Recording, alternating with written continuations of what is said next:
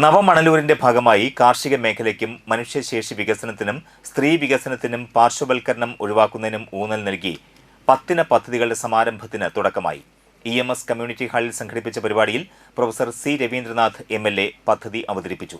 പ്രകൃതി വിഭവങ്ങളും മനുഷ്യവിഭവങ്ങളും പശ്ചാത്തല വികസനങ്ങളും ഒരുപോലെ സമന്വയിപ്പിച്ച് വളരുന്ന വികസന രൂപമാണ് നവമണലൂരിന്റെ അടിത്തറയെന്ന് MLA പറഞ്ഞു. ഒരാൾ നയിക്കാതെ ജനങ്ങളെല്ലാവരും ഒത്തുചേർന്ന് ഒരേ മനസ്സോടെ നടത്തുന്ന മാതൃകാ വികസനമാണിതെന്നും MLA വ്യക്തമാക്കി.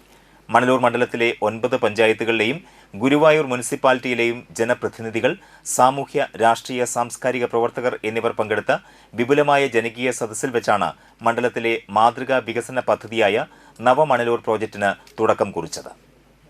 പച്ചനിറം വർദ്ധിപ്പിക്കുക എന്നത് കൃഷിയിലൂടെ മാത്രമേ കഴിയൂ.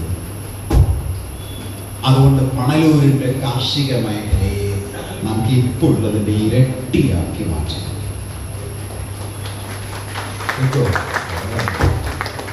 പദ്ധതി ഇപ്പോൾ പദ്ധതിയിലേക്ക് എത്തിയുള്ളൂ. പക്ഷെ ഇവിടെ നമ്മൾ ചെയ്യുമ്പോൾ എന്തിനാത് ചെയ്യുമെന്ന് അറിയണ്ടേ?